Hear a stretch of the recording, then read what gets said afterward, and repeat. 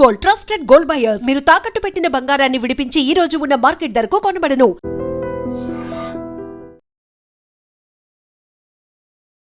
నమస్కారం, welcome to I dream. ధర్మ మార్గం విత్ విజిత కార్యక్రమానికి స్వాగతం.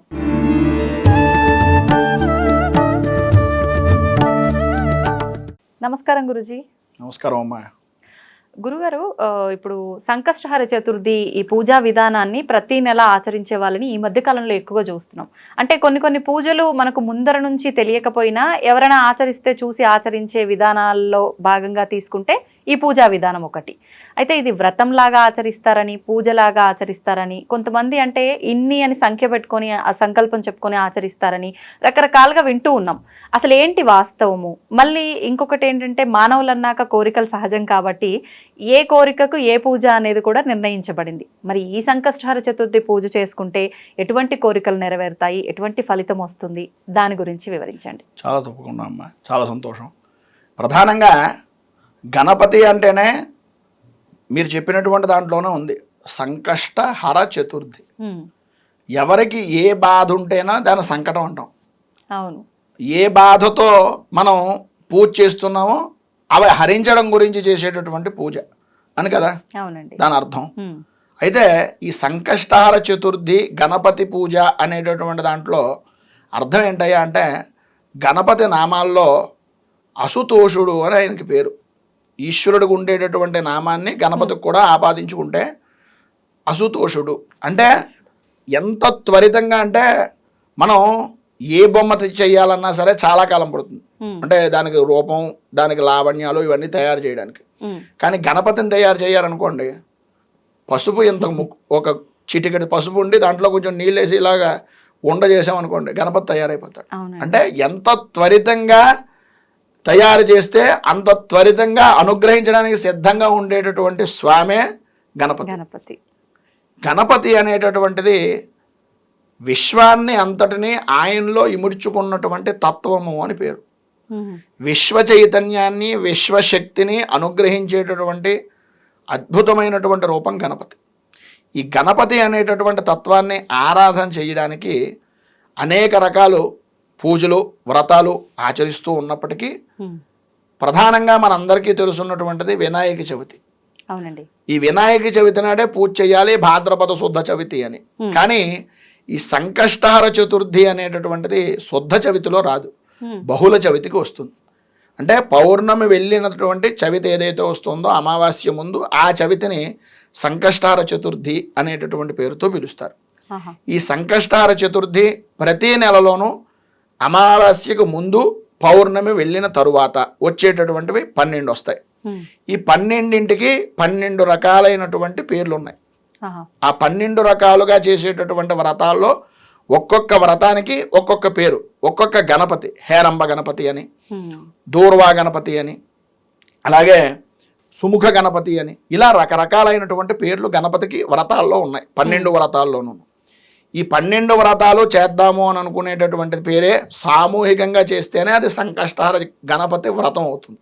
సామూహికంగా చేయాలి. ఆ 12 మాసాలు విడువకుండా చేస్తేనే అది వ్రతం. ఎవరో చేశారు, ఏదో చేశారు కదా అన్న ఉద్దేశంతో ఒక వారమో ఒక నెల చేసేటటువంటిది మాత్రం కాదు.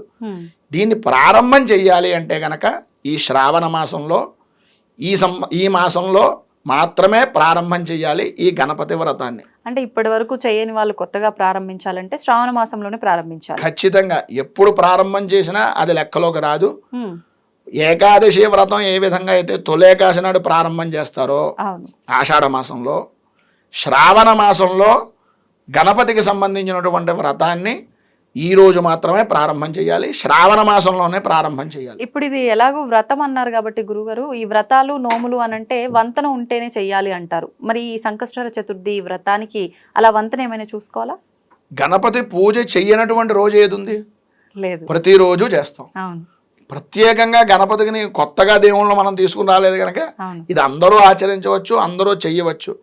ఎవరి ఈతి బాధలతో బాధపడుతున్నటువంటి వారు ఆ ఈతి బాధలు తొలగించుకోవడానికి చేసుకునేటటువంటి వ్రతం ఇది. ఇది ఎక్కడి నుంచో తెచ్చుకున్నటువంటి వ్రతం కాదు కనుక ఎప్పుడైనా చేయొచ్చు, ఎవరైనా చేయొచ్చు, అందరూ చేయొచ్చు. ఇప్పుడు ప్రతి ఒక్క వ్రతానికి ఒక కథ ఉంటుంది. అంటే ఎప్పటి నుంచి ప్రారంభమైంది, ఎవరి ద్వారా ప్రారంభమైంది అని. ఈ వ్రత విధానానికి ప్రత్యేకించి అలాంటి ఆంతర్యం ఏమైనా ఉందా? అంటే ప్రత్యేకంగా ఇలాంటి పరిస్థితుల్లో ఇది మొదలైంది అని చెప్పి. ఖచ్చితంగా అమ్మ. ఇప్పుడు భగీరథుడు సంబంధించినటువంటి విధానంలో భూమికి గంగను తీసుకుని వచ్చేటటువంటి సమయంలో భగీరథుడు గణపతిని ఆరాధన చేసిన తరువాతే విఘ్నాలు తొలగి గంగ భూమికి ఆవిర్భవించింది అని, పార్వతీదేవి పరమేశ్వరుణ్ణి వివాహం చేసుకోవడానికి కూడా గణపతిని ఆరాధన చేసింది అని, పాండవులు వారి యొక్క రాజ్యాన్ని పొందడానికి సాక్షాత్తు శ్రీకృష్ణుడే ఈ సంకష్టహర చతుర్థి వ్రతాన్ని ఉపదేశం చేశారు అని, అలాగే శంభుడు అనేటటువంటి వాడు కుష్ఠరోగ నివారణ గురించి ఈ వ్రతాన్ని ఆచరించారు అని, నలుణ్ణి వివాహం చేసుకోవడానికి దమయంతీదేవి ఈ సంకష్టహర చతుర్థి వ్రతాన్ని ఆచరించింది అని, అలాగే బ్రహ్మగారితో సహా బ్రహ్మ సృష్టి ఆవిర్భవించేటటువంటి సృష్టిని ప్రారంభం చేద్దాం అనుకునేటటువంటి సమయానికి దశాశ్వమేధ ఘాట్ అని కాశీలో ఉంటుంది. ఆ కాశీ క్షేత్రంలో బ్రహ్మగారు అనుష్ఠానం చేసి ఆ అనుష్ఠానం చేసిన తరువాత సృష్టిని ప్రారంభం చేద్దాం అనుకునేటటువంటిది ఆయన వల్ల అవ్వకపోతే ఆకాశవాణి చెప్పింది, ఈ శ్రావణ బహుళ చవితి నాడు గనక సంకష్టహర చతుర్థి రూపకంగా గణపతిని ఆరాధన చేసినట్లయితే నీకు విఘ్నం లేకుండా సృష్టి కార్యం జరుగుతుంది అనేటటువంటి విషయాన్ని విని గణపతిని ఆయన ఆరాధన చేసి ఆ ప్రదేశంలో దశాశ్వమేధ ఘాట్ అనేటటువంటి ప్రదేశంలో బ్రహ్మగారు తపస్సు చేసినటువంటి ప్రదేశం అది. ఆయన ప్రారంభం చేసినటువంటి రోజు అది. అంత విశేషమైనటువంటిది ఈ సంకష్టహర చతుర్థి వ్రతం. ఇది అంటే వివాహం అయిన వాళ్ళు కాని వాళ్ళు ఎవరైనా ఆచరించవచ్చా అండి? ఏ కోరికతో ఈ యొక్క వ్రతాన్ని ఆచరిస్తారో, చదువుకునేటటువంటి వారికి చదువు, వివాహం కానటువంటి వారికి వివాహం, సంతానం లేని వారికి సంతానం, రాజ్యకాంక్ష కలిగినటువంటి వాడికి రాజ్యాధికారం కూడా వచ్చేటటువంటి అద్భుతమైనటువంటి సులభమైనటువంటి వ్రతం సంకష్టహర చతుర్థి వ్రతం. ఈ వ్రతాన్ని శ్రావణ మాసంలో చవితి నాడు ప్రారంభం చేసుకుని సంవత్సర కాలం ఎవరైతే విడువకుండా చేస్తారో వారికి మళ్ళీ పునః వారి ఒక తరం అంతా కూడా ఏ విధమైన ఈతి బాధలు ఉండవు అని సాక్షాత్తు శ్రీకృష్ణుడు చెప్పాడు. అంత గొప్పది ఈ వ్రతం. ఇప్పుడు మీరు అన్నట్టుగా ఈ 12 మాసాల్లో 12 నామాలతో గణపతిని ఆరాధించే ఈ వ్రతమే సంకష్టహర చతుర్థి. ఇది ఖచ్చితంగా 12 మాసాలు ఆచరించాలి. 12 నామాలు కాదు, 12 రూపాలు. 12 రూపాలతో 12 మాసాలు ఆచరించడమే ఈ వ్రతం కంప్లీట్ అయినట్టు. మరి ఒకవేళ మధ్యలో ఏదైనా ఆటంకం వచ్చి చేయలేని పరిస్థితే వచ్చింది అనుకోండి, అది ఎలా లెక్కలోకి వస్తుంది? మళ్ళీ సంవత్సరం ప్రారంభం చేసి ఇది లెక్కలోకి రాదు. 11 నెలలు అనుమానం లేకుండా దీనికి ఉండేటటువంటి నియమం అదే. ఎందు గురించి అంటే మనకి 9 మాసాలు నిండిన తరువాత గర్భంలో శిశువుకి పరిపూర్ణత్వం ఎలాగైతే ఏర్పడుతుందో మాసాలు అనేటటువంటి 12 పూర్తయ్యేటప్పటికి సూర్య గమనం పూర్తిగా 12 రాశుల్లోకి వెడుతుంది. ఆ 12 రకాలైనటువంటి రాశుల్లోనూ జాతక నిమిత్తంగా ఉండే దోష నివృత్తికి చేసుకునేటటువంటి మార్గాలు లగ్నం అనేటటువంటిది తనుభావం అని, ద్వితీయం ధనభావం అని, తృతీయం సోదరభావం అని, ఇలా 12 గళ్ళకి 12 రకాలైనటువంటి భావాలను చెప్పారు జ్యోతిష్యపరంగా. గణపతి అంటేనే ఖగోళ రూపం. ఆ మార్పు అనేటటువంటిది జరుగుతున్నటువంటి దాంట్లో వచ్చే ఆటంకాలను తొలగించడానికి చేసుకునేటటువంటి వ్రతం కనుక ఇది ఖచ్చితంగా 12 మాసాలు విడువకుండా మాత్రమే చేయాలి అనేటటువంటిది ధర్మబద్ధంగా చెప్పినటువంటిది. అలాగే ఉండేటటువంటి విషయం. ఇప్పుడు సరే అంటే మరి ఒక్క మాసం మధ్యలో ఇలా మిస్ అయినా కూడా మళ్ళీ మొదలు పెట్టాలి, ఇదంతా కొంచెం ఇబ్బందికరంగా ఉంది, కానీ నేను ఈ పూజ చేయాలనుకుంటున్నాను అనుకున్న వాళ్ళు ఇలా వ్రతం లాగా కాకుండా ప్రతి నెల నార్మల్గా పూజా విధానం ఆచరించి పూజ చేసుకునే అవకాశం ఉందంటారా?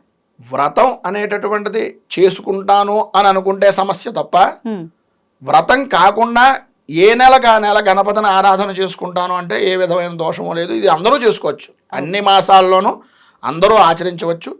వ్రతం అనేటటువంటి నియమం పెట్టుకుంటే మాత్రం 12 మాసాలు చేస్తేనే వ్రతం పూర్తవుతుంది.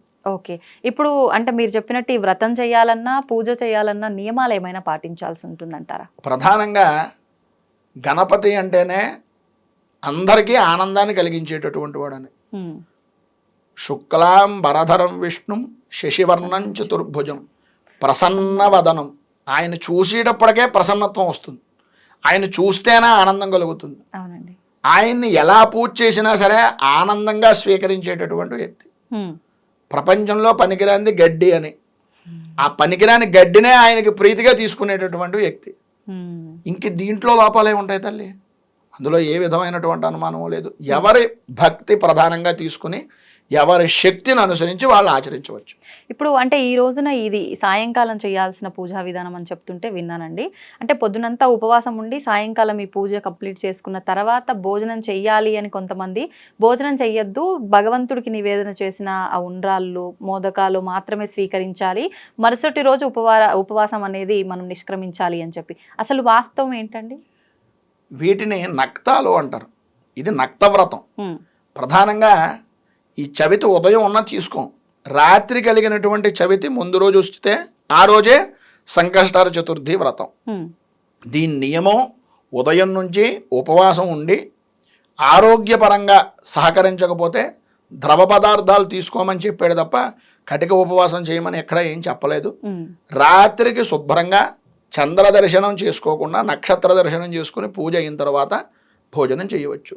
భోజనం చెయ్యాలనే చెప్పాడు, ఉండ్రాలు మాత్రమే తిని చేయమని ఎక్కడా చెప్పలేదు. శాస్త్ర ప్రమాణంగా మాత్రం ఇది మాత్రమే ఆధారం. భోజనం ఖచ్చితంగా చేయాల్సిందే. ధన్యవాదాలు గురుగారు, మంచి విషయాలు తెలియదు. సంతోషం తల్లి, నమస్కారం.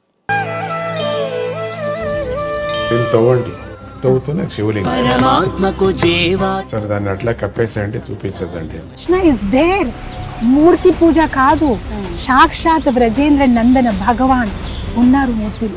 ఏమీ ఆశించకుండా ఆరాధించే వాళ్ళు కూడా ఉన్నారా ప్రభుజీ? నిజమైన భక్తి అంటే మనకు తెలియదు కాబట్టి